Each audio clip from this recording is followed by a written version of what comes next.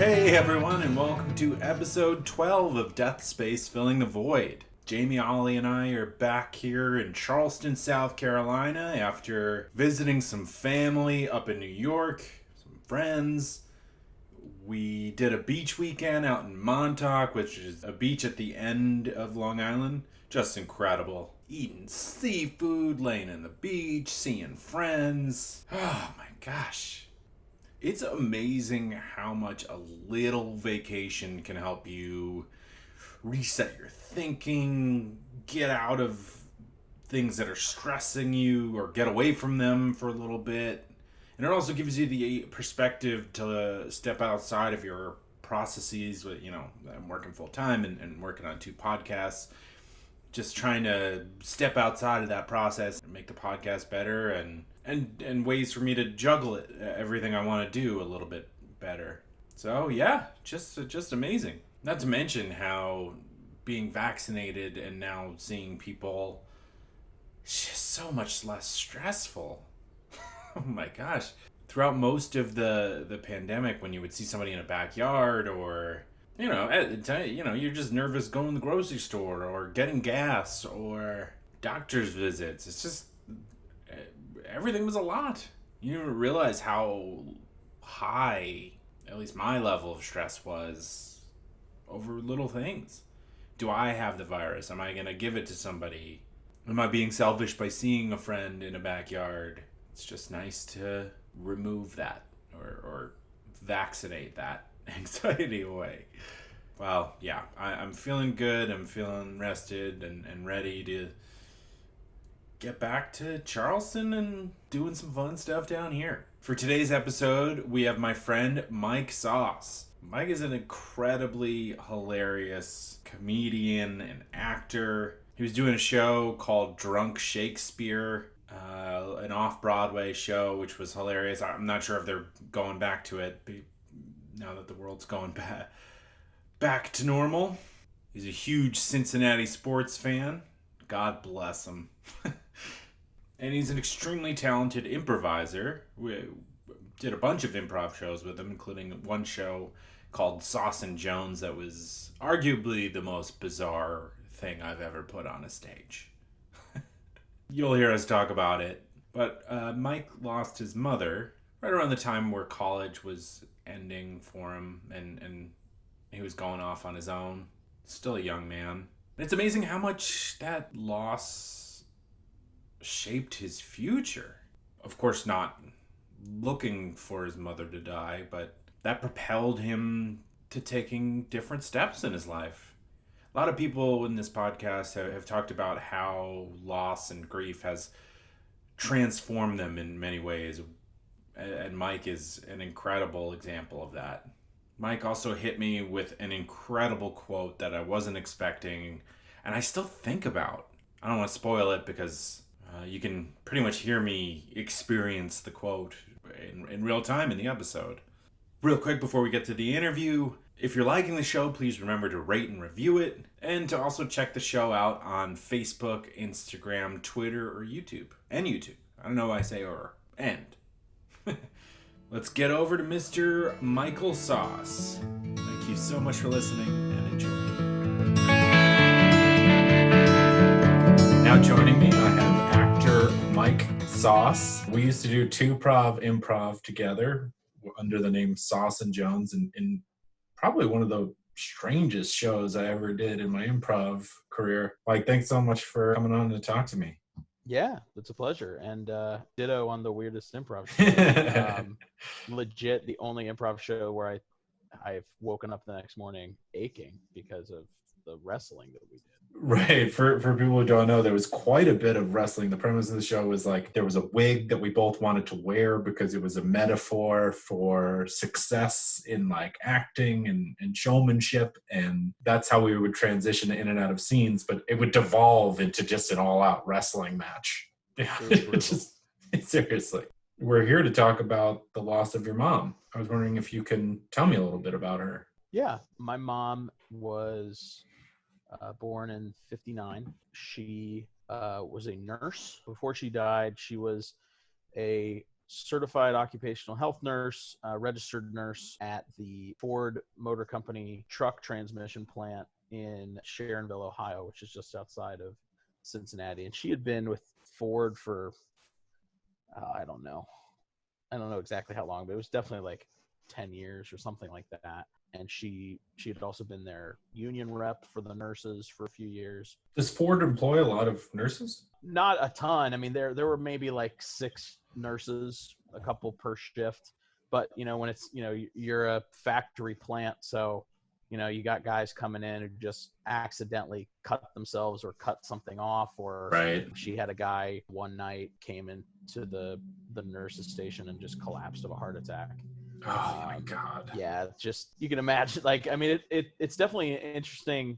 She had previously before that been like a nurse for different businesses or urgent care centers and stuff like that and hospitals. But once she fell in with Ford, it was like her main thing. That was her spot.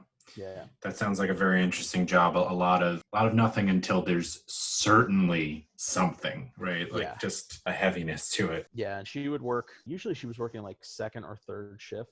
I think she was second shift normally, because like I would get home from school and then that's when she was leaving for work, usually when I was in my teenage years. A lot of my personality and who I am comes from my mom. My mom, when she was growing up, did a little bit of drama club and stuff like that. So like performing gene is definitely from her, being a Cincinnati sports guy. Sure, like, do. Literally, yes. that all comes from my mom growing up. Like she's the one who taught me how to throw a baseball. She's the one who taught me how to keep score at a baseball game, which I can't go to a baseball game without keeping score. You're the program guy. Yeah, I'll get my scorecard out and make sure I have a pencil, not a pen. I get real upset about double switches. But yeah, she was very foundational in terms of who I was. Another thing she did, she was our not Boy Scouts, but Cub Scout pack leader. So she was like in charge of the whole. Oh, fun. Whole pack for the grade school Cub Scouts that I was a part of. Did that for 2 or 3 years. But yeah, she's a very active mom. Before she passed, a few years before she passed, she had herniated some discs in her back and had to get different surgeries, and she was in constant just pain. She used to that's awful. we used to always joke, like, you could open up her bag and it was like a Walgreens inside of my mom's purse. Like any drug she had, before it was like a novel thing. She's like, she had prescriptions for Percocet, OxyContin, like all the like drugs that like are now, we know all about them. She was right at the beginning of that kind of stuff. Oh God, yeah. Just because she was just in this like chronic pain. But yeah, she's just a very active, very involved mom. That's wonderful. Yeah, back pain in particular just can be so debilitating. It's just you don't never know what's going to set it off, and when it does, it is just the worst. So I want to. How old were you when she passed away? I was 22. It was the fall after I graduated from college. Okay. Yeah, she was 50, which for the immediate time after she passed, like that was probably the thing I was most upset about, because growing up, I had 3 of my 4 grandparents until I was like into college. My dad's father passed away before I was even born. I never met him, but his mother lived until I was like 24. Both my grandparents lived until I was like 19, 20. And they were all in their, if not 80, then like 78. My grandparents were pretty old. So like, I just, you just growing up, when you have grandparents that last for a while, you just kind of assume that your parents are going to last a while. And so that was probably the thing I was most upset about right at the beginning, was just that the things that I was robbed of that I wasn't going to experience, that I figured I would. I figured my mom would be at my wedding, that she would meet, the person that I marry, that she would, if I had kids, that she always joked that she'd be just the grandmother from hell because of how we treated her as kids. Right. You're going to get one just like you. Exactly. And yeah, and that was the big thing, because ironically, like, she kind of passed away similar in age, in terms of my age was similar when my dad's father passed away. So I got to talk to my dad about that, and she passed away. What's that? How did she die? So so in October of 2009, let's back up a little bit. August 2009, my uncle, her only brother, passed away. He died of a massive heart attack that August, and they found him because he lived next door to my mom, and his friend hadn't heard from him for a few days, and we hadn't heard from him a few days, and then they found out that he had passed away next door. Awful. And so after that, she'd been very depressed and stuff like that. But into September of 2000 of that year, the next month, she was starting to come out of that grief and feeling much better. She was talking about possibly going into teaching, going to get her master's in nursing to become a teacher, or get her possibly like a nurse practitioner type of thing. But she was definitely talking about doing something else. And then in October 2009, the next month, one day, my brother came home from doing something, my middle brother, Steve, and he came home, and my mom was like crawling from her chair to the bathroom. And so he called an ambulance because she could barely breathe. She went to the hospital. They immediately put her in the ICU because she was having severe trouble breathing. She was basically diagnosed with pneumonia, but they didn't know if it was viral or bacterial, so they were kind of treating for both. And then while she was in the ICU, things just kept getting worse and worse. They kept trying to like up her oxygen levels, because that was the main thing, is that her oxygen levels were going down. And they had her on a ventilator. They had her in this thing called a roto bed, which is, just imagine a bed where you're just like strapped to it, but then the bed itself is suspended. And so you're lying face down, but the bed's behind you. Okay. And it like rotates back and forth to move the liquid that's in your lungs so that you can try to Never heard of that. Oxygen. Okay. Yeah, I mean, like, the first time I saw it, it was a lot. Yeah. And it's enough to see anybody on a ventilator. Like, ventilators are like terrifying. just hearing something breathing for somebody, and seeing someone breathing, and it's not them, it's all labored, and it's the worst.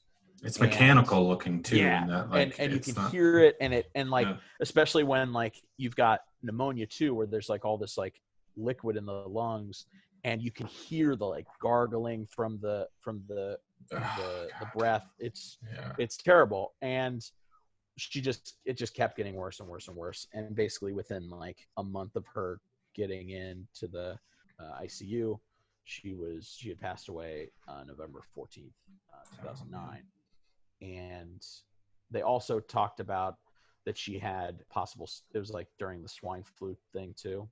So they didn't know if that also was playing a factor. It didn't help that she previously was a smoker. She had given it up like the year before, a couple of years before. But, it's hard to get all of that stuff out of your lungs after 20, 30 years of smoking. Exactly.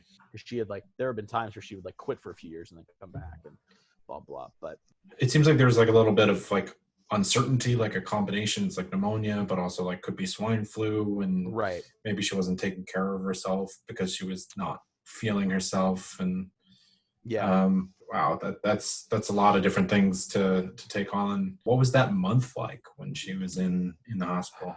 Well, it was tough because I at the time was working for a company called Vector Marketing, which does Cutco knives, if you've ever heard of them. Oh yeah. So I at the time was a district manager, so I had sold Cutco in college and stuff, and then I became assistant manager, and then worked my way up. And I was running my own office. I was running the Lexington, Kentucky office right after I graduated, and so running an office like that, there's really no time you're off. I was putting in 80, 90-hour work weeks. Why is that? Just because a lot of people... because basically you're running your own business. Like there is a corporate structure above you. Like They're the ones who get you the sample kits for your recruits. They're the ones who handle the orders and ship the product to the customers. But in general, like, you're the one who has to pay your office lease. You're the one who has to pay your receptionist and like a all that franchise stuff. Yeah. So like literally I'd get up, go to the office, be in there at 8 a.m. most days, and I wouldn't leave until like probably 9 o'clock. Oh my God.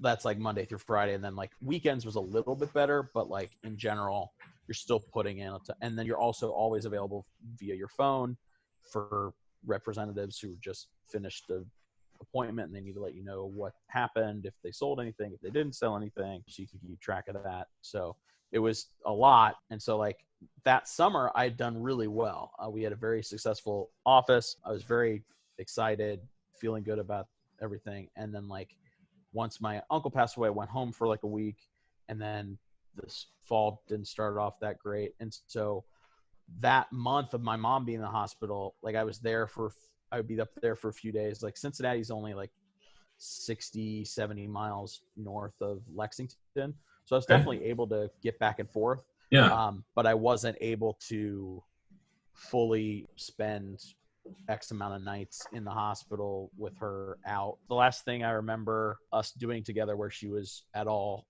cognizant is we watched the Bengals play the Bears, and I think they won like 38-3 or something like that. And it was funny because it was the first game that the 2009 season where the game didn't come down to like the last drive. Every game we had won before that was like, oh my God, are they going to win? And this one, we just did not demolish them. And so I joked with my mom before she like went to bed or whatever, or fell asleep, that they knew she was in the hospital and they wanted to go easy. Yeah. Just the win that everybody needed. Yeah, exactly. And that was the last time I saw her cognizant or conscious. Oh, wow. Yeah. Well, a lot of people put, especially since when I've been talking to a lot of people about their final interactions with whomever, and I've been learning and kind of knew this before, that people put so much heaviness into a final interaction. It seems like that's kind of a sweet moment. It was. Yeah. I was a little upset because later, after she was in the ICU, like eventually it was like we kind of had to make the call. There's XYZ days of no activity and different things like that, and we basically had to make the call of like, are we gonna try to keep her in this like coma thing forever, or do we want to put her in hospice? And we eventually made the decision about hospice. And so the day that hospice called us in the morning to let us know that it was like time, we went over and we each had our own moment with my mom. And that it's hearing the ventilator is scary. Mm-hmm. But hospice, God bless hospice workers. I don't know how they do it. It's very interesting. But like when you're off the ventilator and now like she is breathing for herself because it's just her body's natural thing. Now all you're hearing is the rattle and the like, just, it's a sound that I frankly would never like to hear again. A ventilator is mechanical and all that kind of stuff, but it's like, it doesn't sound like death. This was like, they say it's like making its rattle. presence known. Yeah, and it's like you can hear it in the breathing, and you just kind of you feel bad for feeling it, but you're just kind of like, just let it end. And so we, each of the brothers and my dad and my mom's friends, or like close friends, went into the hospice. We each took some time just by ourselves with mom, just to say goodbye. And then it was clear it was still taking a while, so we're all like super on edge, but also like to take a little bit of the, not take the edge off, but to just help cope and help normalize things. I volunteered to go get us some food. So I went to McDonald's and I took my brother Tim. He was the youngest. He was 2009, 93. He was 16 at the time. Oh, that's so young. Yeah. And so I took him out and we went and got McDonald's and came back. And when we came back, my mom's best friend Lona was like, it happened, she's gone. And I was viscerally like angry that I wasn't there for like the final moment. And then Why do you think you were angry? I don't know. I think it was just the idea of I was there with her at the beginning of my life and I was there at the end of hers. But I quickly realized that it didn't really matter. And my we call her Aunt Lona because she's like my mom. Like her and my mom were inseparable since high school. She kind of said that my mom went while we were gone because she wanted the youngest Tim to be able to not be there or something like that. So that was not cute, but like, kind of comforting like idea. And I got over it very quickly. I was like, this is stupid to be angry about. Like my mom's dead. Like that's far more important. The focus than, right. But yeah, I can only imagine. So what changes? I'm lucky to still have both my parents. What changes in a 22-year-old who just lost his mother? For me particularly, it was a full sense of rudderlessness. She was your guiding light. Yeah, for 100%. Because like I said before, like a lot of who I am is a direct byproduct of things that she taught with me and focused on with me, and that kind of bond. So once that was gone, it was everything not fell to pieces. Like I wasn't homeless or I wasn't in a bad way, but I mean, for instance, like we talked about my business, I had to borrow tons of money from my boss to let the business stay afloat until summer, because summer's when you make most of your money, since we work with a lot of college students over the summer. So it's just like stay afloat until the summer.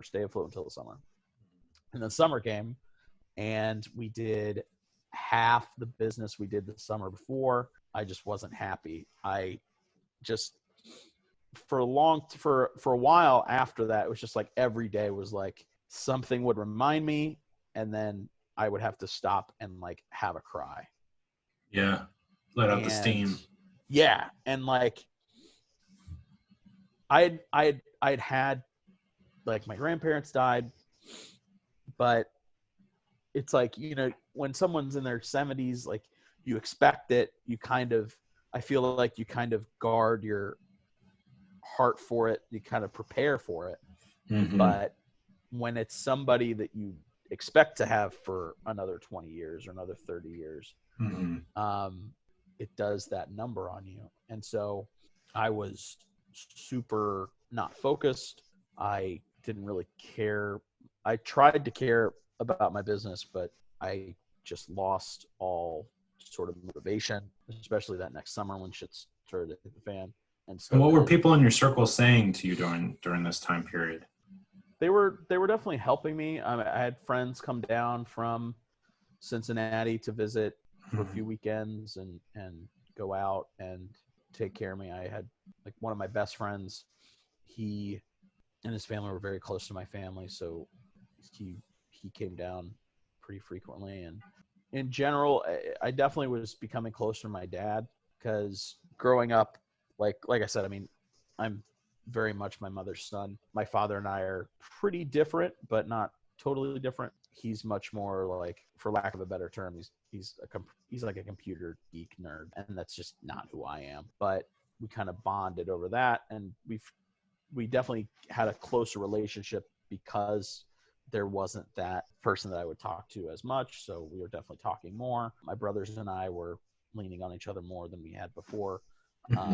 It was definitely harder because I wasn't in the space of my family, but I was definitely, not only were people coming down I was coming up. I think for the first like few months, like I was going up to Cincinnati almost every weekend for the first few months, because like I would literally get done with training. Like the end of training for the new recruits is on a Saturday, and that usually ends around like 2:00, 3:00. Like the second that would get out, I would just hop on I-75 and go straight to Cincinnati. Yeah. Because I didn't have friends in Lexington for the first few months I was there, so I didn't have anybody like locally that I could really go to. So I was in Cincinnati a lot. For just the gravity of going back to your family, like the pull is so, even if you did have friends, like 60 miles is doable to get there. Are your Excel skills optimized for your current job? I heard that there's a lot of people quitting their jobs. It feels like there's a lot of people that may have lost their jobs or used the pandemic shift as a chance to try something new. And I love that. Really rooting for people. Do you know the basics but would like to learn more? Because this is a transformative time. My mind keeps shifting back to this. That we can kind of make things different and better. Talk about the transformative nature of death and grief. Pandemic was a good reminder that life is limited and we should seek happiness. Do something that you're gonna enjoy. You're gonna get out of bed and not be bummed that you gotta go to work. And tools like My Software Tutor can definitely help with that. Maybe you're a skill or two away. My Software Tutor offers 3 levels of real-time Zoom-based courses with a live instructor. They all deliver practical, functional business skills in a friendly, supportive environment. I mean, how expensive is college? Just, instead of loading up on some courses that you don't need, this is just going to teach you exactly the program that you want or you need. These courses will increase your marketability, whether you're an employee, job seeker, consultant, or contractor. I mean, just the nature of describing that you're going out there and learning the things that you need to learn, the programs, or just sharpening your skills is appealing to people looking to hire you. I mean, who wants to hire the person that's like, I learned everything 20 years ago and I refuse to learn anything else. I don't know why this character sounds like this. Well, you can register at mysoftwaretutor.com and use the promo code POD20 to save 20% off all registrations. Today's episode is also brought to you by The Cardist. A card delivers joy and connection, but it's hard to muster that positive energy in this pandemic. Yeah, that's right. That's exactly what I was talking about with just the layer of anxiety that we've been dealing with, just pushing us down. It's just like walking around holding a boulder on each shoulder. And so it's tough to create. It's tough to emote. It's tough to build connection with people. But that's what the Cardist is here for. Introducing a writing specialist for the message inside your greeting cards. The Cardist Studio creates your message, writes it in the card, and mails it for you. We've all got boulders on our shoulders. Oh God, I hate that it rhymes. But, it's nice to have the sentiment that you want to send someone something nice, and you get a little help. Nothing wrong with that. All you do is pick the card and tell why you're sending it. No errands, no emotional exercise, or real exercise. For a message from your heart, but not your hands. Sit back and just enjoy your relationships. TheCardistStudio.com. Thoughtful just got easy.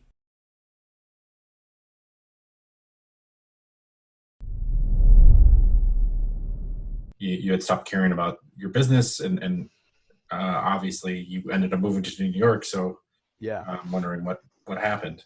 So at the end of that summer, we did less than half the business we had done the previous summer. Not only that, it was business that we had this one guy who'd been selling Cutco since the 80s. His sales don't matter as much to my report as others say, whatever. But I made not enough money. But then after that summer, I literally saw an ad. I don't remember where.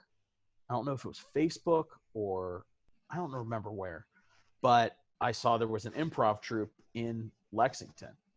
And I was like, oh, I really like doing improv at Xavier. That was fun. And so I went out and did improv, and like I auditioned for them, and I got into that. And oh, nice. That gave me this like outlet to like. It lit a fire in you. Yeah, because like the whole time with Cutco, the main part of the job is running interviews in like a group setting to get new representatives or whatever. And the one part of the job that I liked more than any part was the training, because I could be more of myself and I could perform more. Like there was like literally like, one part of the training where like you learn how to call people to set up your first appointments. I would do in different voices, because like I have always done impressions. Why not? So like I would do Christopher Walken calling somebody to get a Cutco appointment. Do you still have that? Do you have that in you? Oh, of course. You don't have to. No, I mean, listen, Mrs. Jones, a lot of people, I mean, I do impressions now. I've been paid to do impressions, so that's not bad. But no, that's great. Yeah, so like that was like my the tiniest outlet I had to the things that like tied me to my mom and that tied me to performance and stuff like that. So I was like, once I found improv, I was like, oh fuck, that's right. This is the thing that actually makes me enjoy life. And so I was doing shows with them, and then I met like a lady through their troupe who did like murder mystery dinner theater. So I did a few shows with her, and that fall things were meh. But then like that spring stuff had started to kick back up, and I was like hitting different bonus levels and stuff like that. And I was like, all right, if I'm going to leave, because I was starting to eye leaving it, because I was still not making good money. I was now paying off the debts that I had accrued before that. And so then.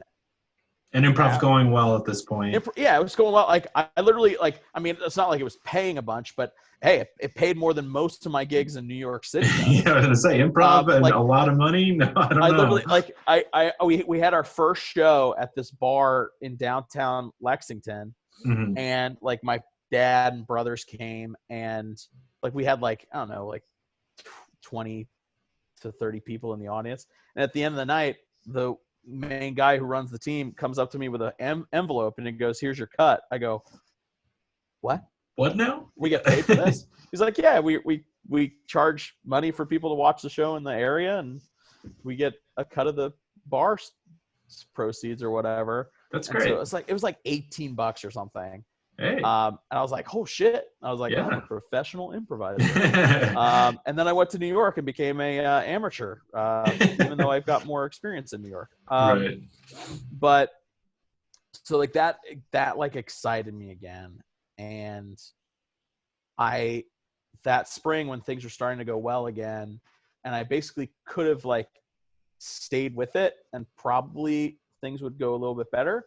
But I was like, what if I just take this like bonus money and like that's my like exit out, so I can like leave on a good note. And I had friends, like my best friend from college, he was still living in Cincinnati, and he and his current roommate, who was another guy that we had done theater with in college, him and that guy's boyfriend, they were planning on moving to New York, and because he was going to go to acting school and the other one's a nurse, so he can get a job anywhere. Right. And so they're like, we're going to go to New York. Would you like, and he just kind of put a flyer out there of like, you should come. And I was like, fuck yeah.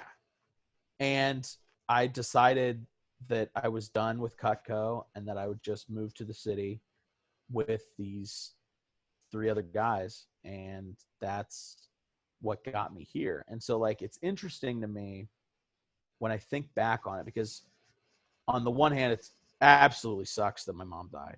To this day, it's still something that I would say it's purely, it still defines me to this day. It's not that like it's the only thing that defines me, but like. But in what way does it define you?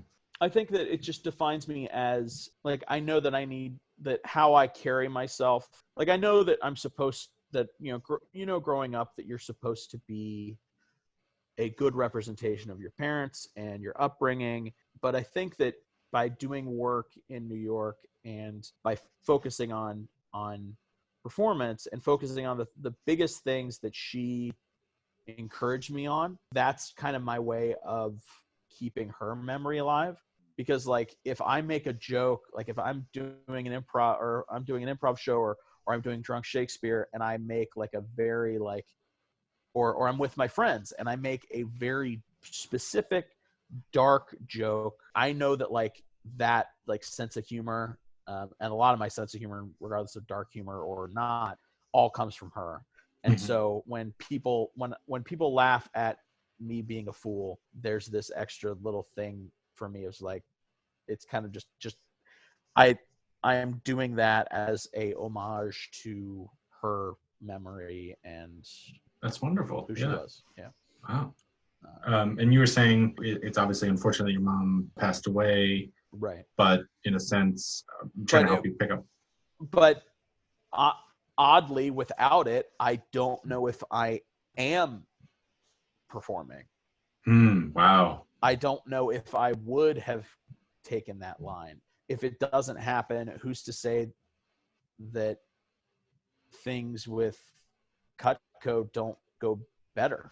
You know, I know it's not a lot. I mean, most of the people that I started with as a manager are out of the company, but there's a handful of people that keep continuing or continue for a number of years, or, you know, who says like that would have went well. And then, you know, maybe I go to some other company where I do sales or exec or like product training or any sort of like thing that isn't performing.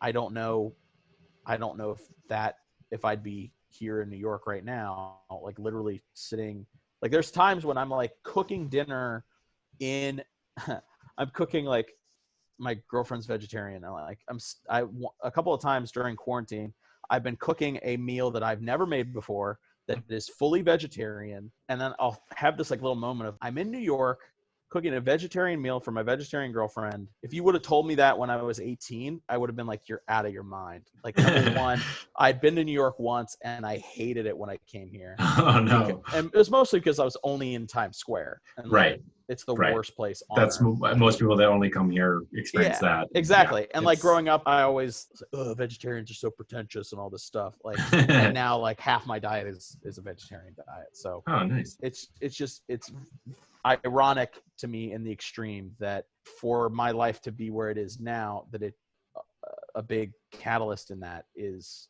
the death of somebody close to me. It's so heavy to think that it's almost like, and this is completely from an outside perspective, it's almost like you had this like well-preserved sense of self and like a part is broken and like that's caused this journey to put the performing part back to you. Wow. Yeah, for sure. That's incredible. That really is. Well, you're obviously so like talented and funny, and so it's definitely good that you're here and wound up here. So things are looking up for Mike Sause. I want to get into a little bit about spirituality and what you think about spirituality, where we go when we die, really anything. There's really no wrong answer to jump into that. So I'm curious to hear your thoughts. Well, I grew up, my family were barely Christmas, Easter Catholics. If we got to Mass on, like, we used to like pretty much only be Christmas, Easter Catholics. And then at some point, there was one year, I think, where we went to Christmas Mass and we went to the normal time that Mass was. But then we found out once we got there for Mass that the parking lot was full. And we were like, oh, but we're 15 minutes early. And we get in and I see my 6th grade teacher come back with all of the Eucharist that was left over or whatever. And like, as we're walking in, she looks at me and I was like, oh no, apparently Mass had started like an hour before that. Because to like get rid of Christmas, Easter Catholics, they didn't publicize that there was a change of the Mass time. You had to go to Mass like 2 weeks before Christmas. Oh my God. Know. So I was mortified because Mrs. Murtaugh saw us come in, and I went to the Catholic grade school too. So it was like, I knew I'd just get these like evil eyes. But so like that's definitely a just in the back of my mind a lot, is the Catholic tradition and stuff like that. I think I believe there's some sort of higher power. I occasionally pray to it. I'm more likely to have a conversation with my mom than I am God. Occasionally, if I'm having struggles, or if I just am feeling really good, or I want to, because that's, you're still sharing your life with her. yeah. Right after your parents die, the thing that just guarantee, like, I mean, I tear up just thinking about it, is the first few times when something happens. Doesn't matter whether it's a good thing in your life, or like some achievement, or you just saw something funny on TV, or a video on Twitter, or the tight end for the Bengals just tore his ACL. Like, there's those little things that, like, your first instinct is, oh my gosh, I got to tell mom about that. Yeah. And you like reach for your phone, and you have to be like, you stupid, your mom can't answer a phone. And then that just triggers just this instant grief and waterworks and all that stuff. Yeah. And why I think I do it semi-frequently, just to have that dialogue.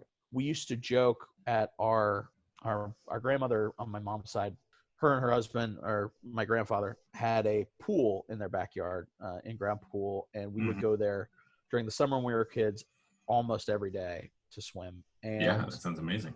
It was so great. And so when my grandmother passed away, there were always like dragonflies coming by the pool a lot. And so when my grandmother passed away, when we would see a dragonfly, my mom would say, oh, that's grandma. And then when grandpa passed away, suddenly we would start to see 2 dragonflies together. And it was like, okay, like, and then my uncle passed away, and we'd see 3. And it was just like these weird, it's probably completely coincidental, that little thing. And then like literally one day we were at the pool, like after my mama died, and we saw 4 dragonflies. And like that to me, like I was just like, it's like there's never 4 of them here. That seems like a lot of dragonflies. Yeah. And so like it's interesting, like when I see a dragonfly now, I just assume it's silly and not dumb, but it's just silly. But I just call that dragonfly mom. Shreya and I, my girlfriend, we were in New Orleans for a vacation for a week last year, and we took like one of those like swamp rides to go see alligators. Oh, fun. There was a dragonfly that while we were on the boat, like going down through the bayou or whatever, this dragonfly comes and sits like right next to me and my girlfriend on the side of the boat. And then it just sits there for the next like 5 minutes. And so like I showed it to my girlfriend. I was like, oh, there's mom. And that's like a little like silly thing that we do. I like to think that reincarnation is a thing, just because I don't like thinking that this is the only thing. But even though I probably feel like it is the only thing that we get, but I think the most comforting things to me are reincarnation, and somehow there is something there still listening or still seeing and still taking account of the things that we want to have shared with them. Yeah, I think it's very important to allow those comforts of seeing a dragonfly and seeing, your mom in that. Life can be so hard, and whether there is nothing after this or not, any comforts that we can allow ourselves, I think are very important. Yeah, so sure. Thank you so much for opening up and having this conversation with me, and yeah, I wish you the best. I look forward to seeing you on TV a little bit more often. Yeah, hopefully. There's one more thing I'd like to say about grief. Sure. So I didn't find this. This is actually something, I'm totally stealing this from somebody posting it on Reddit. But at the beginning of it, it's just overwhelming. Yeah. But like obviously, like as time goes by, it gets like better. But like, heck, literally, like, and now it's gotten to the point where in the beginning, it's like you can see it coming, because once you've had the first few like relapses of, oh my God, this happened, you start to see where the triggers are going to come from. Right. So like I'd be like watching a Grey's Anatomy episode. I'm like, oh fuck, they're gonna kill this mom, and they kill the mom, and I know I'm just a waterworks. But now like, and so it was like, oh, I would cry, once a week, and then it was I would cry once a month, and then once every few times a year, and now it's like here and there. And it's funny when it comes up because like sometimes like it'll come times I know it's gonna come. It's like, oh, I'm watching Field of Dreams for the 8th time. It's the second he says, Dad, you want to have a catch? Like, right, that done. Yeah. Just done. But like literally I've been watching The Sopranos for the first time during quarantine.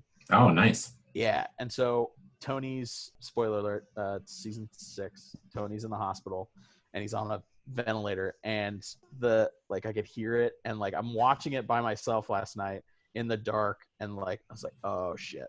And then like that sound, and then I just had this, like I had to like pause it and like have like a nice like 30-second cry, just like because it just comes. But there's this thing that I sometimes send to a friend, because like whenever I have somebody close to me or is in a circle of mine that has lost somebody like a parent or in that kind of circle, because like when somebody dies, like the first thing everybody says is if there's anything I can do, which is a nice sentiment. But for some of these things like this, it's like it's truly something you're not going to understand until you go through it.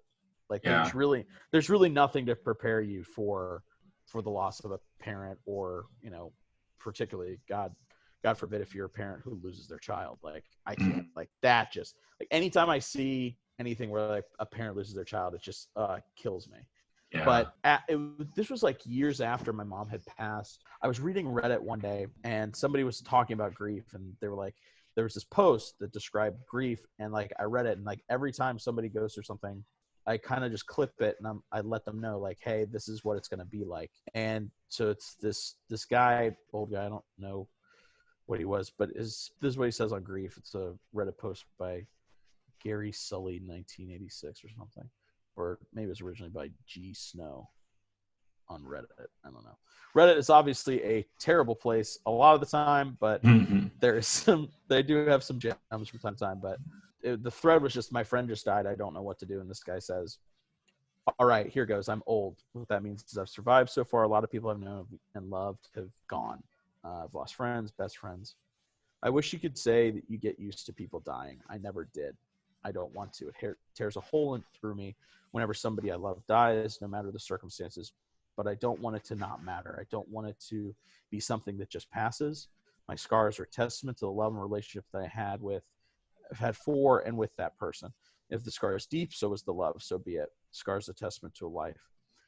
As for grief, this is the thing that really stuck with me. As for grief, you'll find it comes in waves. When the ship is first wrecked, you're drowning with wreckage all around you. Everything floating around you reminds you the beauty and magnificence of the ship that was and is no more. And all you can do is float. You find some piece of the wreckage and you hang on for a while. Maybe it's a physical thing. Maybe it's a happy memory or a photograph. Maybe it's someone who is also floating. For a while, all you can do is float. Stay alive. In the beginning, the waves are 100 feet tall, and they crash over you without mercy. They come 10 seconds apart, and you don't even get time to catch your breath. All you can do is hang on and float. After a while, maybe weeks, maybe months, you'll find the waves are still 100 feet tall, but they come further apart. When they come, they still crash over you and wipe you out. But in between, you can breathe. You can function. You never know what's going to trigger the grief. It might be a song, a picture, a street intersection, the smell of a cup of coffee. It can be just about anything, and the waves come crashing. But in between waves, there is life. Somewhere down the line, and it's different for everybody, you find that the waves are only 80 feet tall or 50 feet tall. And while they still come, they come further apart. You can see them coming. An anniversary, birthday, Christmas, landing in an airport. You can see it coming for the most part and prepare yourself. And then it washes over you. You know that you will again come out the other side. Soaking wet, sputtering, still hanging on to some tiny piece of the wreckage, but you'll come out. Take it from an old guy. The waves never stop coming. And somehow you don't really want them to. but you'll learn that you survived them, and other waves will come and you'll survive them too. If you're lucky, you'll have lots of scars and lots of loves and lots of shipwrecks. Wow. That's very beautiful. I know. Every like anytime somebody like loses somebody close, like that's like the first thing I think of as what it's like to deal with that. That might be the best description and sort of game plan or blueprint for how it describes grief, how to handle it, and why you may even miss it. Yeah. Because you're never fully letting go of someone if you're experiencing grief and remembering them. Yeah. Wow. Well, thank you so much for sharing that with me. That is it's very moving. Yeah. Oh man, I'm gonna sit with that for a minute. Oof. Well, thank you again so much for everything, for all this. And man, weren't you just on TV there for not the? I was just on a MTV prank show. Did you prank somebody? Yeah, I was part of the plant. Like when Dak Shepard was on Punk'd, and he was like the guy who like helped set up the. Yeah. That's great. Well, I hope you're hanging in there with the quarantine and enjoying The Sopranos, and let's talk soon. Yeah, man. Good to talk to you.